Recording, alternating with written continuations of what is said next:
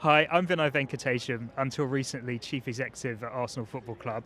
I've just come off stage having had a really interesting conversation with Esteve, who is the Chief Executive of Al-Hilal in Saudi Arabia, talking about everything, his past, how things are going for him at the moment, and how he sees the future in what is a growth league and a league that's moving really, really quickly. So, Esteve, it's a real pleasure to be with you here today for Leadership Hour and to have a conversation with you about your career. For those of you that don't know Esteve and don't know his career that well, it's really split into 3 chapters. Firstly, he started at some of the biggest FMCG brands in the world, Unilever, Sara Lee, and Reckitt Benckiser. Then transitioned to work for some of the biggest football clubs in European football, Barcelona, and then Manchester City. And then it is now in the 3rd chapter, Chief Executive at Al-Hilal. So in the next half an hour, we'll talk a little bit maybe about your past. We'll really focus on where you are today, but make sure we spend a little bit of time and have the opportunity to also talk about how you see the future. So if we start in the past, if we can take you back to, I think it was 2002, you were International Commercial Director for Reckitt Benckiser, doing really well in the FMCG industry, and decided to have a real change, which was to join Barcelona to be Marketing and Commercial Director. Tell us a little bit about that transition from one industry to a very different industry. What did you take with you, and what did you have to learn? First of all, it's great to have this conversation with you, and in a very different position than the one we had few months ago. And thanks for studying my CV as well, with good details. Yeah, I mean, I've been always a hardcore Barcelona fan, and at that time, the opportunity came through. There was a new CEO for FC Barcelona, which I happened to know from alumni in the MBA school where I studied. And I was given the opportunity to participate in what was meant to be the transformation of the club, finding it in a very difficult position and transforming it into kind of the beginning of what it is now, including the Champions League win in Paris in 2006. And at that time, it was very difficult to find executives with the right experience in sports marketing. So what the club did at the time was looking for someone with fast-moving consumer goods experience. Just like when I was trying to build my team, I had to do the same because there were not so many professionals of sports marketing. Now, of course, the industry has evolved dramatically, and there's plenty of good people out there. Yeah, no, I guess you were probably one of the first actually to move from FMCG to the sports industry. So if we then fast forward just another 22 years to January 2024, where you took on the role to be Chief Executive of Al-Hilal. Before we get into your role and how it works day to day, tell us all a little bit about the club.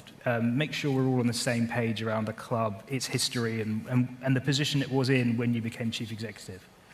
So yeah, for those not knowing, and obviously out of Saudi, you still get people asking you, is it your team the one for Cristiano or the one for Neymar? So it is the one for Neymar, okay? Which happens to be ready to be back after a very sad ACL injury. So Al-Hilal, actually, we celebrated yesterday our 67th anniversary, and is clearly considered and recognized as the biggest club in Asia, with 4 Champions League titles, as well as 19 Saudi leagues, more than double the next team. And we sell out our stadium, the Kingdom Arena. We are now expanding it. Actually, tomorrow we will reopen it again. It's the biggest indoor natural pitch arena in the world, and we will sell out every game at 27,000 spectators. And then we've got slightly more than 40 million followers, 40 million followers in social media, just so that we understand the size. This compares with the likes of Inter Milan or AC Roma or Atletico. So it's a proper dimension club with very passionate fans. And then more importantly, and that's what makes the life of a CEO much better, we win, right? and then I mean, we're just experimenting a ridiculous run of wins, and inshallah, as we say there, it continues for a long time, but there's a lot of excitement, and certainly helping to transform the club in these circumstances is certainly much easier. Yeah, to give everybody a bit of context, Esteve and I were talking backstage, and since he became chief executive in January, they've only lost one game. So that's a nice situation to be in. So it's a big move for you, moving from European football, one of the biggest clubs in European football in Manchester City, a quite mature industry in many ways in Europe, to move to Saudi, a league which not many people, at least in the UK, were talking about until 3 or 4 years ago. So a league that is in a different part of its evolution, a new culture, a new place for you to live. So let's kind of explore some of those things. I mean, firstly, maybe let's talk a little bit about how it's been moving from a European environment to an environment in Saudi, and what has that meant for your leadership style? Have you had to evolve how you work? Or have you had to evolve how you work? Yes, of course, you need to adapt, but there's many things that have surprised me positively, and I could talk about the quality of the professionals there, and not only people working at the club, but people I report to in the board, really high caliber professionals, and also a lot of eagerness to learn.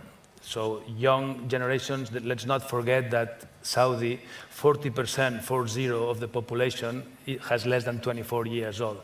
So there's a lot of young people, passionate, really keen about learning. And actually, when I talk to my stakeholders about what they expect from me, you could argue that they expect me to deliver results, which is true. And actually, we are run just like any other club. There's a board that sets up objectives, vision, and there's a management team that has to report, maximize revenues, run the club efficiently, meet the budget, just like you would expect anywhere else. But apart from delivering on those results and growing the club, something that they were very clear about when I was brought here is like, we want you to deliver on the results, but we also want you to teach our people. We want them to learn from you and for those people that you might bring, because there comes a time where you go back, and what we're trying to do is precisely this: bring people with your experience so that the ones that are here can absorb, can learn, and then carry on when that time comes.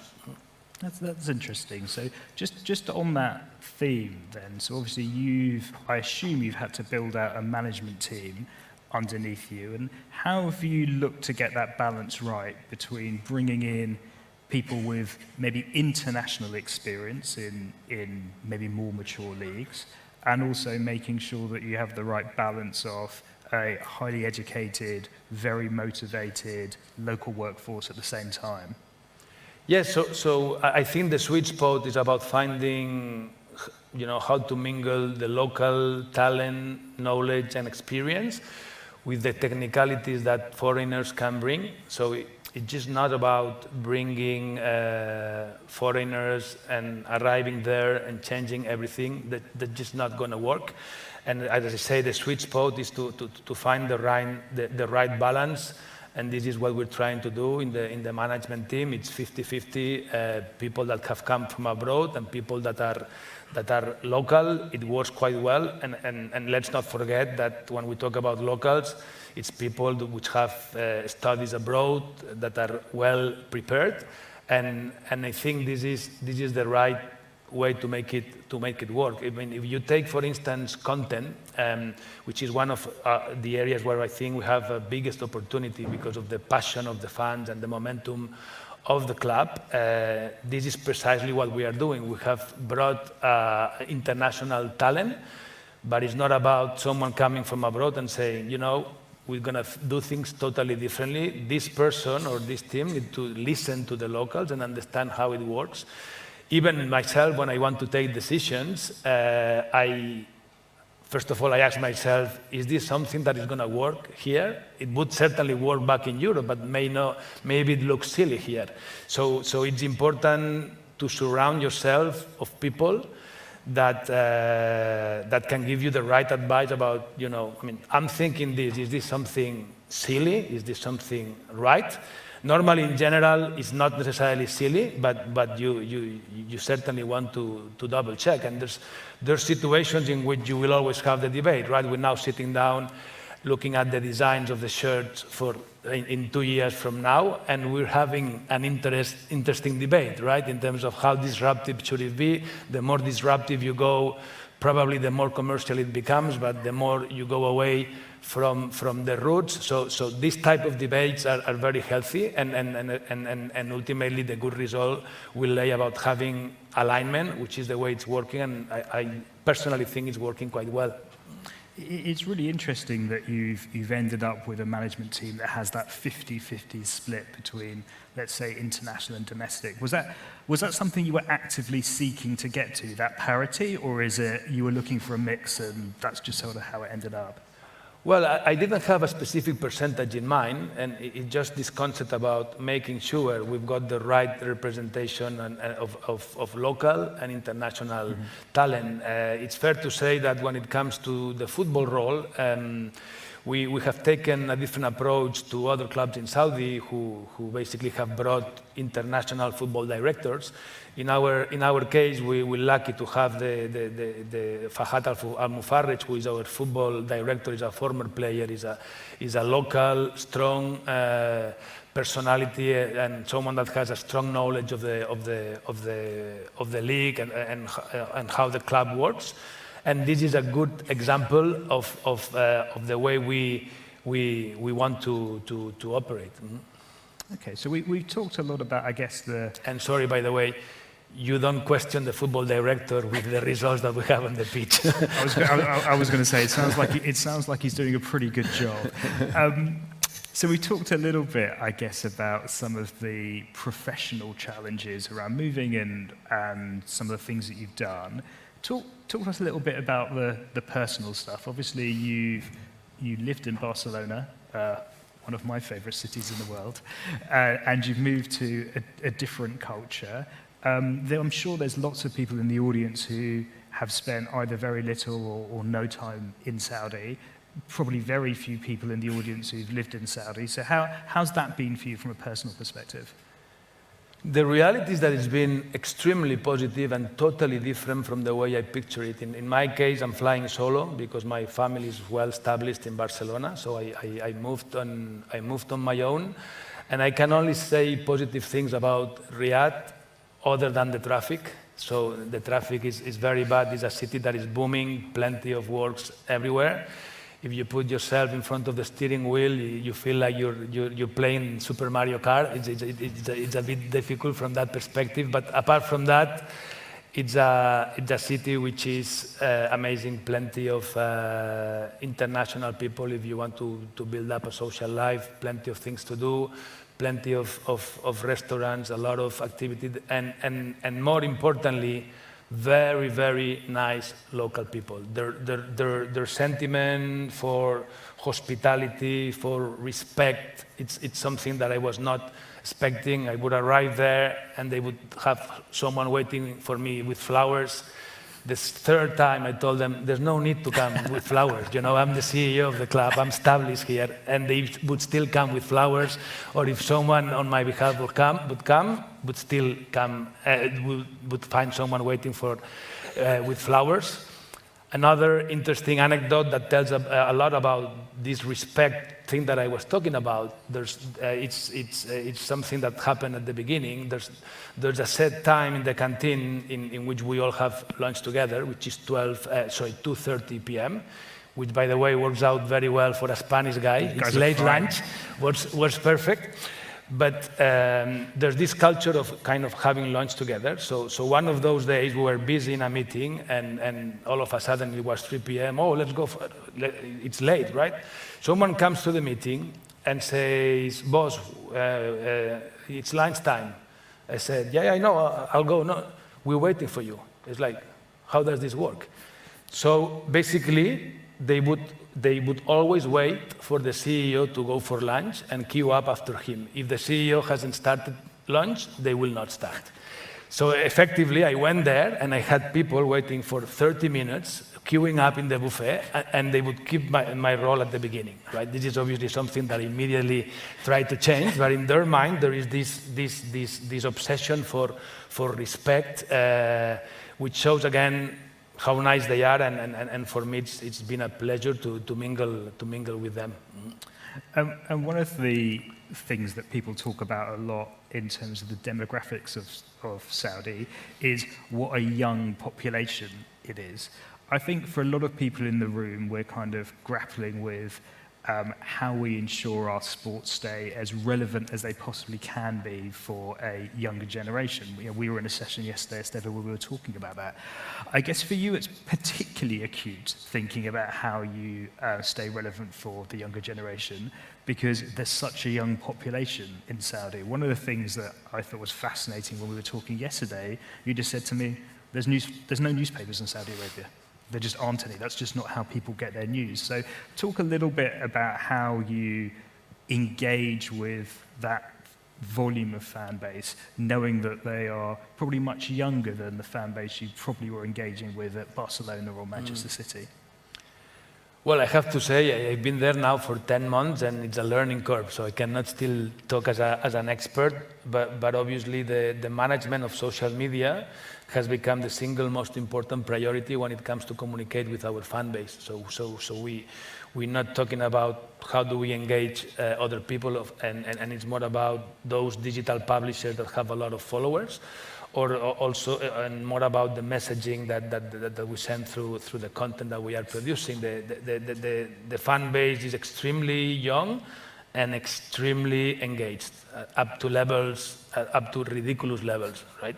And they are only interested about the normal things about the club. Don't talk. I mean, as an example, in an approach to try to look more close to the fans, I have an open Instagram account, so I was trying to share some moments of my personal life in Saudi, just to look closer to people, right? Because, for instance, I like to cook. Sometimes I would post a paella that I cook with my friends. And they don't care about that. They will start, bring this player. Are you a cook or are you a CEO, right? They don't care. Just tell us about who's gonna come, who's gonna go. There's players. I mean, it's a bit of a roller coaster. There's players that sit in the wrong side just because they've done gone through a couple of difficult games.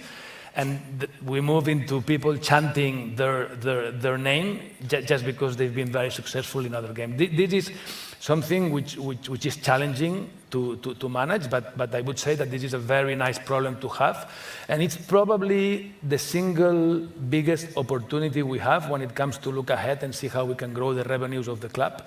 Because thanks God, we've been very successful in other areas. If we look at sponsorship, we have sold our main asset, all of our main assets, so we cannot bring much more sponsors or really move the needle in that space.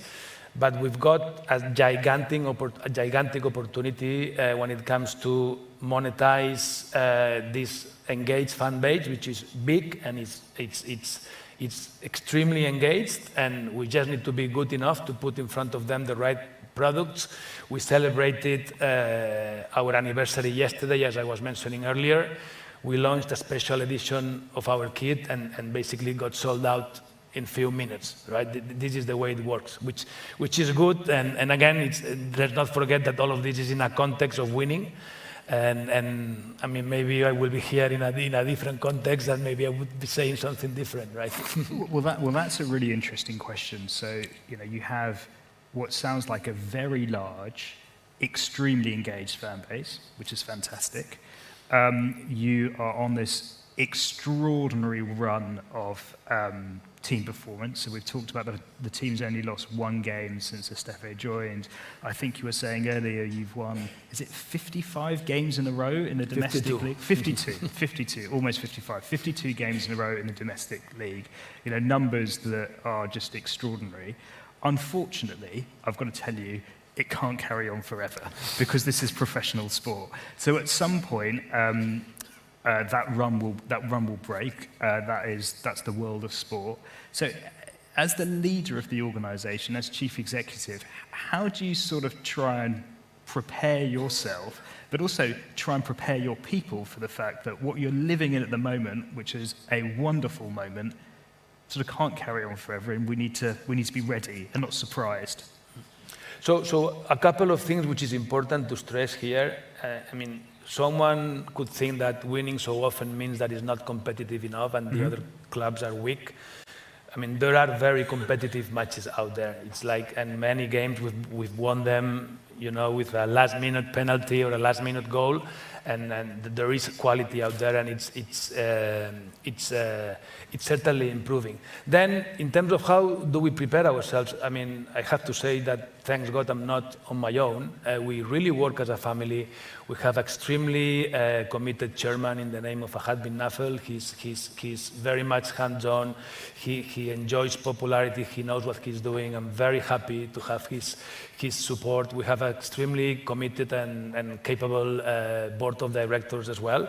And it's all about being together. Even before I joined, the team had drawn a couple of consecutive games, and there was a lot of criticism because we are expected to win all the time. And as I say, and I feel the warmth and the support. I'm not on my own, and one of the things that we stress about our success is the fact that we really, really work as a family, right? Then, of course, you could go into the locker room and talk about a coach which is doing an amazing job and a good recruitment strategy, which is also important to say. It's not about bringing players that come to Saudi to retire. In our case, we've been bringing the likes of Mitrovic, Ruben Neves, Koulibaly, Bono, Malcolm, players that came in the prime of their careers, in a position to deliver, and certainly so far it's working really well. Great. Well, I said I wanted to talk a bit about the past, a bit about the present, but also a bit about the future. And as I see the questions coming in, nearly all of them around the future. So let's make sure we spend a bit of time talking about that. Let's first talk a little bit about spending. So in the European market, especially in the UK, a few summers ago, all that anybody was talking about when they talked about Saudi was just the huge amounts of money that was being spent on talent. How do you see that continuing? Because it sort of felt like there was a really significant investment level to start with, and it seems like, at least to me, it's now starting to moderate. That's what the numbers say.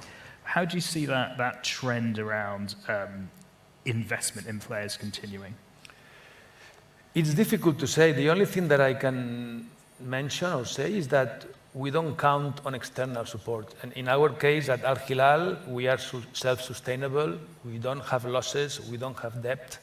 And we don't need extra support to bring new players. However, of course, we took advantage of this government initiative that happened last summer, where there was an injection of support so that all the clubs could bring exceptional talent.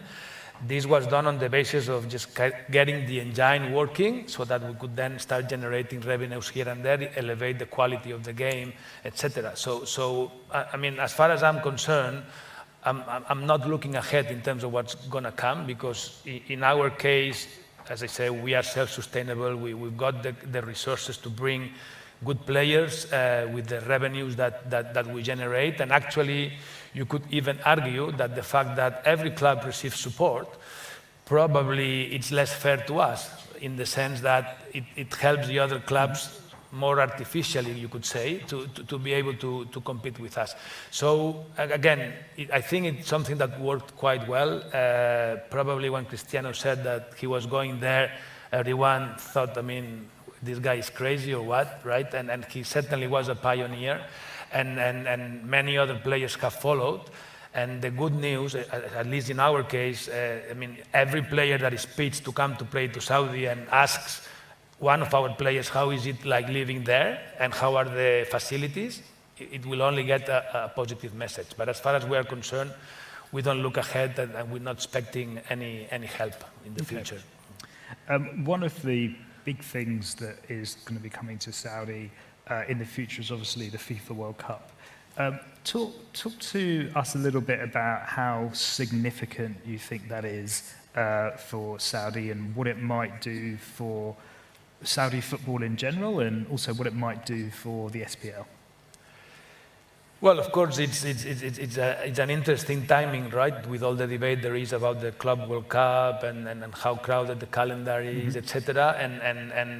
And if I was in a different place like 1 year ago, I would probably be saying something totally different. The only thing that I can say now, when I put myself the hat of my current role, is that we are extremely excited to play the Club World Cup, of course. I was talking about the World Cup, but let's talk about... Oh, sorry. But let's maybe talk about both. We can talk about Club World Cup because that's relevant as well, and we can also talk about the World Cup.